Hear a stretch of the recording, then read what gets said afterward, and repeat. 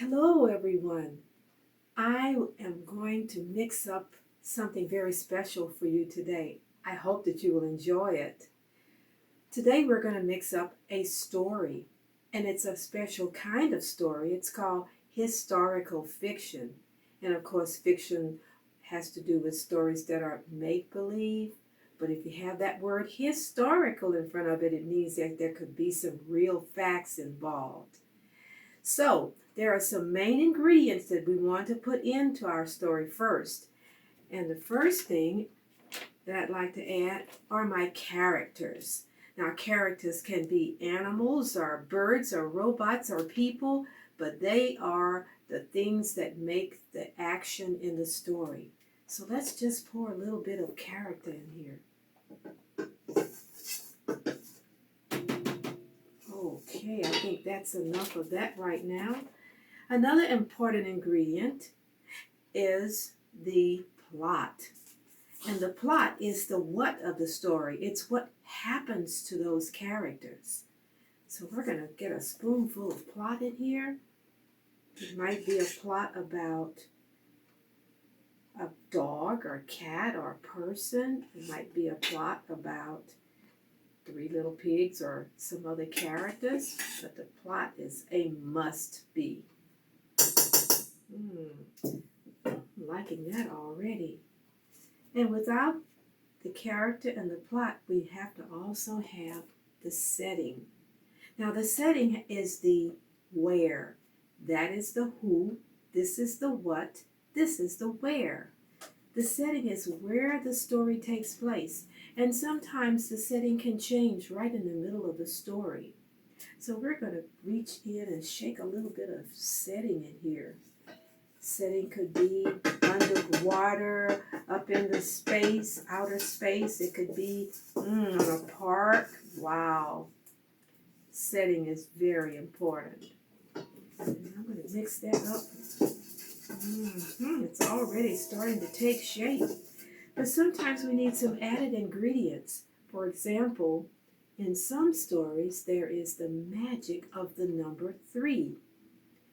We won't know until we hear the story whether it has the magic of 3. So we're going to put a little bit of magic.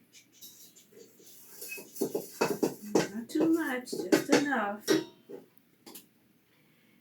And finally, I'd like this special ingredient called power. The power of love or faith or hope. All of these can be, and many more, which makes this a very strong story. So we're going to put some power in here. Wow. And basically, that's all we need to have a good story. We can have extra things. Now, when we get this all mixed up, we're going to go ahead and we're going to pour it into our pan. And very soon, we'll have a story. Boy, I can't wait until I share this with you. Wow. Okay, and before you know it, it could be just a few minutes or a few hours or even a few years. We have a completed story. And in this case, the story is going to be Free to Be. Are you ready to hear the story now? I'm ready, so let's get going. Once upon a time, in a very small town in Texas, there was a terrible, mean baker. And not only was he a terrible, mean baker, but he had a bunch of children working in his bakery.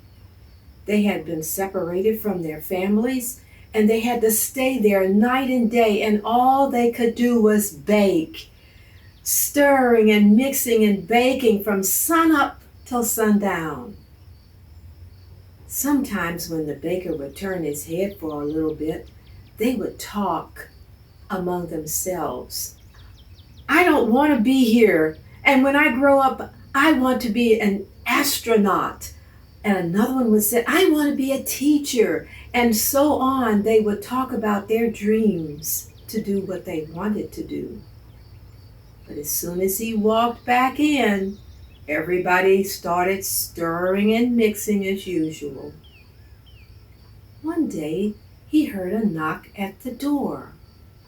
When he opened the door, there was this messenger with a big piece of paper all rolled up, and the messenger handed it to him and said, "You must read this." He closed the door.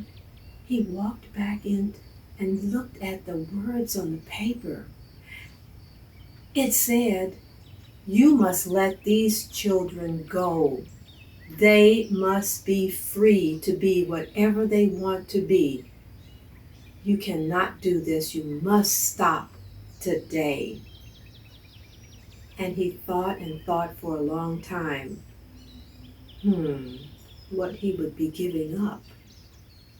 But then he decided, I guess I better tell them. And so he told the children, "Put your hats down, put your spoons down. I have some news for you." And he told them that they would be free to go home, free to grow up to be whatever they wanted to be. He could no longer keep them there. Well, you can imagine their faces and how happy and excited they were. And so they left out of the bakery, and you could hear them singing a little song about their freedom. It sounded like this. Freedom for one is freedom for all. Freedom for one is freedom for all. When we work together as one family, there'll be freedom for you and me. There'll be freedom for you and me.